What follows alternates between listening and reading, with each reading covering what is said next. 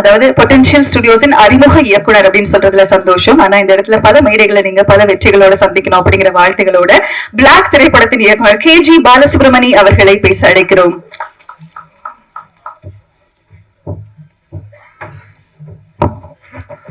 வணக்கம். நான் கொஞ்சம் டைம் எடுத்துக்கிறேன், நிறையா பேருக்கு தேங்க்ஸ் சொல்ல வேண்டியிருக்கு. இந்த படம் ஃபஸ்ட்டு ஸ்கிரிப்ட் ரெடி பண்ண உடனே கேமராமேன் PV சங்கர் அவர்கிட்ட தான் அந்த ஸ்கிரிப்டை ஃபஸ்ட்டு சொன்னேன். அவர் கேட்ட உடனே இருங்க, இது வந்து நல்ல கம்பெனியில் சொன்னால் தான் இது வந்து நல்லபடியாக கொண்டு வர முடியும், நான் வந்து பொட்டன்ஷியலில் பேசுகிறேன், பேசிட்டு உங்களுக்கு நான் சொல்கிறேன் அப்படின்னாரு. நான் அது 2 டேஸ்லேயே சொல்லிட்டாரு. வாங்க பிரகாஷ் சார் கதை கேட்குறாரு, நம்ம போய் கதை சொல்லிட்டு வந்துடலாம் அப்படின்னாரு. போய் பிரகாஷ் பாபு சாரை பார்த்தோம், கதை சொன்னோன்னா ஒரு பெருசாக இம்ப்ரெஸ் ஆன மாதிரி எனக்கு தெரில. ஏதோ ஒன்று சேஞ்ச் பண்ணணும், எனக்கு பேசிக்காக ஒரு ஏதோ ஒன்று தேவைப்படுது, கதை நல்லா இருக்குது ஆனால் அதுக்கு ஏதோ ஒரு லாஜிக் மாதிரி ஏதோ ஒன்று தேவைப்படுது அப்படின்னு சொன்னார். சரி நம்ம வேண்டான்னு தான் அப்படி சொல்கிறாரு போல இருக்கு அப்படின்னு சொல்லிட்டு வந்துட்டு ஒரு 1 வீக் 10 டேஸ் அப்படி போயிடுச்சு. அதுக்கப்புறம் அவர்கிட்ட இருந்தே ஃபோன் வந்து நான் கேட்டனே ஒரு லாஜிக் மாதிரி ஒன்று பண்ணுங்க அப்படின்னு சொன்னேன். அது பண்ணிட்டீங்களா அப்படின்னாரு. சரி ஒரு வேளை உண்மையாகவே இன்ட்ரெஸ்டாக தான் இருக்காங்க போல இருக்கு, சரி அப்போ பண்ணிடுவோம் அப்படின்னு சொல்லிட்டு அப்புறம் அவர் கேட்ட சேஞ்ச் என்னன்னு நான் அதுக்கப்புறம் தான் அதை டீகோட் பண்ணி அதை பண்ணி கொண்டு போய், சார் இந்த வாட்டி மறுபடியும் நரேஷன் பண்ணேன்னா எனக்கும் நரேஷன் பண்ணுறதுக்கும் கஷ்டம், ஏற்கனவே சொல்லிட்டேன், நீங்கள் அதே இதோட இன்ட்ரெஸ்டோட நீங்களும் கேட்பீங்களான்னு தெரில, எனக்கும் அது அப்படியே சொல்ல முடியுமான்னு தெரில, ஸ்கிரிப்டாக வேணா கொடுத்தட்டுமா அப்படின்னு சொல்லி கேட்டேன். இல்லை நான் ஸ்கிரிப்ட் தான் கேட்கணும்னு நினச்சேன், நான் படிக்கணும் அப்படின்னாரு. ரொம்ப நல்லது அப்படின்னு சொல்லிட்டு ஸ்கிரிப்ட் கொடுத்தா படிச்சுட்டு ஒரு 2 டேஸ்லேயே மறுபடியும் கூப்பிட்டு உட்காந்து பேசிட்டு இருக்கும்போது நல்ல டைம் பார்க்குற நல்ல நேரம் அந்த மாதிரி இதில் நம்பிக்கை இருக்கா அப்படின்னாரு. இல்லை சார் அப்படிலாம் ஒன்றும் இல்லைங்க சார் அப்படின்னா, இப்போ சைன் பண்ணிக்கலாமா அப்படின்னு சொல்லி உடனே சொன்னார். நான் கதையை பற்றி ஏதாவது ஃபீட்பேக் சொல்லுவார், அகைன் வந்து நான் எதிர்பார்த்தது இது இல்லை அப்படி சொல்லுவார், அந்த மாதிரி எதிர்பார்த்துட்டு போனேன். ஆனால் அன்னைக்கு சைன் பண்ணிட்டு வந்துட்டோம்.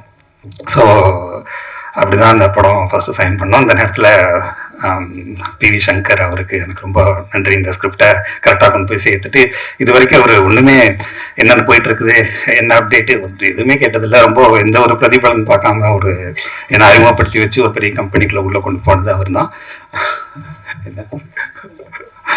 Sorry, Prakash sir. அப்புறம் அதுக்கப்புறம் தான் தங்கப்பார் சார், பிரபு சார் எல்லாமே அதுக்கப்புறம் தான் எனக்கு தெரிய வந்துச்சு.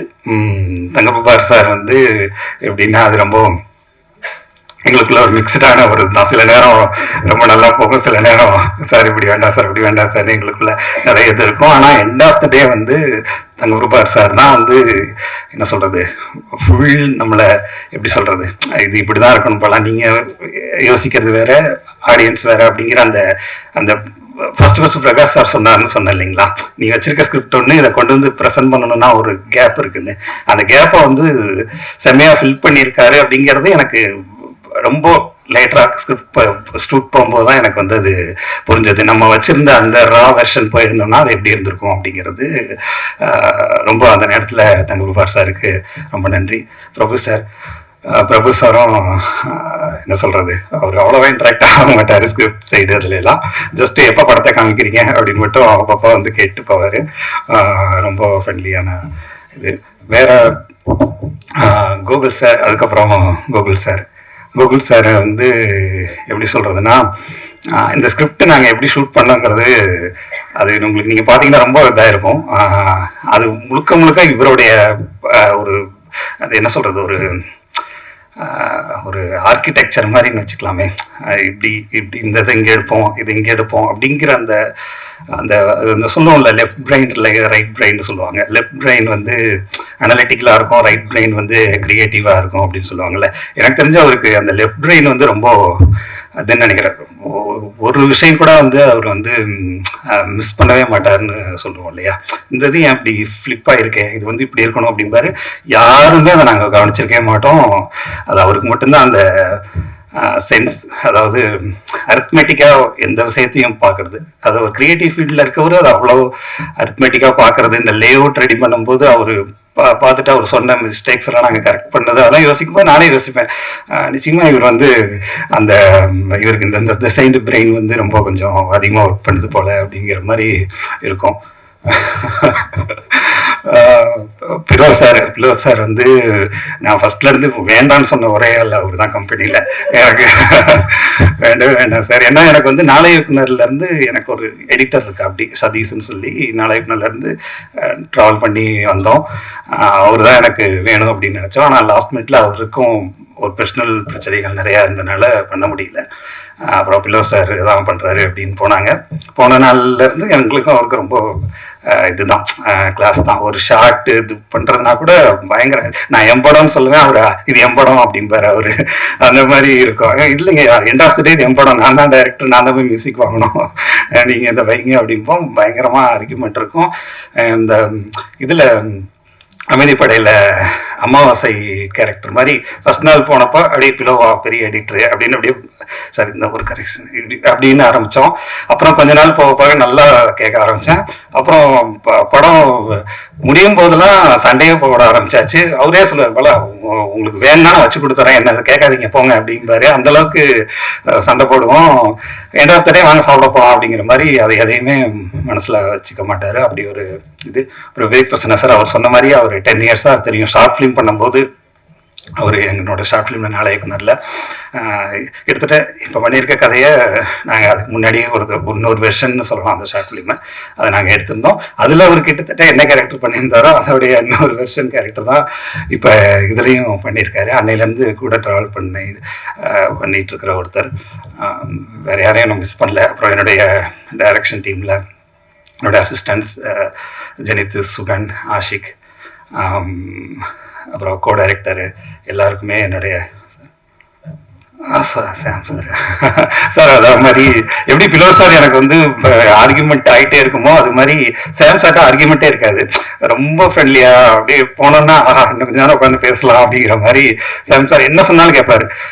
ரொம்ப என்ன சொல்றது, நம்ம ஒரு ஃபர்ஸ்ட் பட டைரக்டருங்கிற மாதிரி ஃபீல் பண்ணவே வச்சுக்க மாட்டோம். அப்படியே சார் பண்ணி பார்க்கலாம் சார், நம்மளே ஒரு நாள் சொல்லிட்டு நம்ம சொன்ன சஜஷனே நல்லா இல்லை அப்படிம்போம். ஆனால் அவர் வந்து அதை வந்து நல்லா இல்லைன்னு சொல்ல மாட்டேன், நான் ட்ரை பண்ணி பார்க்குறேன் சார் அப்படிம்பாரு. அவ்வளோ நம்மளை கம்ஃபர்ட்டாக ஒரு பார்த்துக்கக்கூடிய ஒருத்தர் சாம் சார். அதே மாதிரி இப்போ அவரோட மியூசிக் வந்து இந்த படம் வந்து எப்படி அதை எலிவேட் பண்ணியிருக்கு அப்படிங்கிறத நீங்கள் படமாக பார்க்கும்போது தெரியும். மியூசிக் இல்லாமல் இந்த படம் பார்க்குறதுக்கும் மியூசிக்கோட இந்த படத்தை பார்க்குறதுக்கும் அவ்வளோ டிஃப்ரெண்ட் இருக்குது. ஏன்னா இது த்ரில்லருங்கிறதுனால நிறைய மியூசிக்ஸ் அண்ட் எஃபெக்ட்ஸ் பேஸ் பண்ணி இருந்த படங்கிறதுனால அது சரியா அந்த கேப்ல அதை உட்கார்ந்தா தானே நல்லா இருக்கும். அதை அவர் வந்து அதை கரெக்டா கன்சீவ் பண்ணி கொண்டு வந்துட்டாரு அப்படின்னு நினைக்கிறேன்.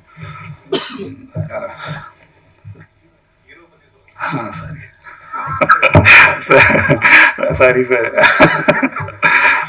சார் ஜீவா சார் வந்து ஃபர்ஸ்ட் டைம் போயிட்டு கதை சொல்லும் போது அதுக்கு முன்னாடி நிறையா ஹீரோஸ் பார்த்தோம், எல்லாருமே பார்ப்போம். அப்புறம் ஃபர்ஸ்ட் டைம் கேட்கும் அதான் இந்த கதையோட பெரிய ஒரு இது என்னன்னா, கேட்ட உடனே உங்களுக்கு அப்படியே பயங்கரமாக பிடிச்சி போயிடும். சூப்பராக இருக்குல்ல அந்த கதை, இது மாதிரி தான் ஒரு கதை பண்ணணும் அப்படின்னு நினைப்பீங்க. அப்புறம் ஒரு 1 வீக் 10 டேஸ்க்கு அப்புறம் இது இவ்வளோ கன்ஃபியூஷனாக இருக்கு, இது வந்து கமர்ஷியலாக எப்படி இருக்கும், இது இப்போ அதர் ஸ்டேட்ஸில் பிஸ்னஸ் வச்சுருக்க சில ஹீரோஸ்லாம் போகும்போது இது அதர் ஸ்டேட்டில் தமிழில் பார்ப்பாங்க, அதர் ஸ்டேட்டில் இது எப்படி இருக்கும் இப்படிங்கிற மாதிரிலாம் நிறையா கால்குலேஷன் பண்ணுவாங்க.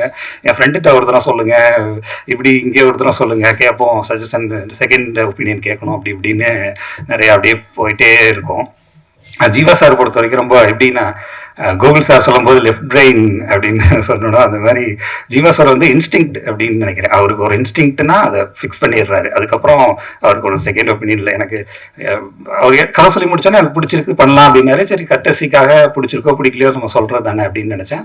ஆனால் அதுக்கப்புறம் சைன் பண்றாரு அப்படின்னு சொல்லும் போது தான் ஓகே, இவர் சைன் பண்ணிட்டாருன்னா அப்போ கண்டிப்பாக பண்ணுறாரு போல இருக்கு அப்படிங்கிற மாதிரி எனக்கு வந்து தோணுச்சு. அதுக்கப்புறம் யார்ட்டையும் செகண்ட் ஒப்பீனியன் கேட்குறேன், என் ஃப்ரெண்டுகிட்ட கதை சொல்லுங்கள், மேனேஜர்கிட்ட சொல்லுங்கள், இல்லை வந்து இந்த மாதிரி வெல்விஷர் இருக்காரு, அந்த மாதிரி எங்கேயுமே கதை செகண்ட் டைம் சொன்னதில்லை, ஒரே டைம் தான். அதான் நான் சொல்கிறேன், இன்ஸ்டிங்க்ட். அவர் ஒரு கதையை ஒரு முடிவு பண்ணாருன்னா அதை பண்ணிடுறாரு அப்படிங்கிறது ரொம்ப அவர்கிட்ட ரொம்ப பிடிச்சிருந்தது. அப்புறம் ஹீரோயின் பிரியா பவானி சங்கர், அவங்க வந்து என்ன சொல்கிறது, இந்த கதையில் அவங்களுக்கு பிலோ சார் சொன்ன மாதிரி தான், எனக்கு சயின்ஸ் ஃபிக்ஷன் எனக்கு பெரிய இன்ட்ரெஸ்ட் இல்லை அப்படின்னு பிலோ சார் எப்படி சொல்கிறாரோ அது மாதிரி தான் அவங்களுக்கும் அந்த ஒரு இது. அவங்க வந்து ஒரு தடவை கதை கேட்டாங்க, அப்புறம் வந்து கதையை படித்தாங்க, ஸ்கிரிப்ட் வாங்கி படிச்சுட்டும் வந்து இன்னும் எனக்கு புரியல அப்படின்னாங்க. சரி இன்னும் படம் தாங்க பார்க்கணும் அப்படிங்கிற மாதிரி சொல்லிட்டு இருந்தோம். அப்புறம் அவங்க வந்து ஒரு கட்ஸ் தான் அவங்களுக்கு. பிரபு சார் இருக்காரு, கண்டிப்பா வந்து நல்ல படம் தான் பண்ணுவாங்க அப்படிங்கிற அந்த கட்ஸ்ல அவங்க வந்து உள்ள வந்துட்டாங்க. ஆனா படத்தை வந்து ரொம்ப ஒரு அழகாக்குன ஒரு இது அவங்களோட இது. நிச்சயமா வந்து யாரையும் மிஸ் பண்ணலன்னு நினைக்கிறேன். அப்படி மிஸ் பண்ணியிருந்தா நான் மறுபடியும் அடுத்த ஃபங்க்ஷன்ல சொல்லிடுறேன். எல்லாருக்கும் நன்றி. தேங்க்யூ. Thank you sir. அதாவது நீங்க பேசும்போது எனக்கு ஒரு சயின்ஸ் வாத்தியார் ஃபீல் வந்தது. Left brain, right brain, centre brain, arithmetic என்னென்னவோ சொன்னீங்க. ஆனாலும் அதெல்லாம் தாண்டி October 11th அன்னைக்கு நீங்க என்னெல்லாம் இன்னைக்கு பேசியிருக்கீங்களோ அதெல்லாம் நாங்க படமா எக்ஸ்பீரியன்ஸ் பண்ண காத்திருக்கோம் பிளாக் திரைப்படத்தை பாக்குறதுக்காக.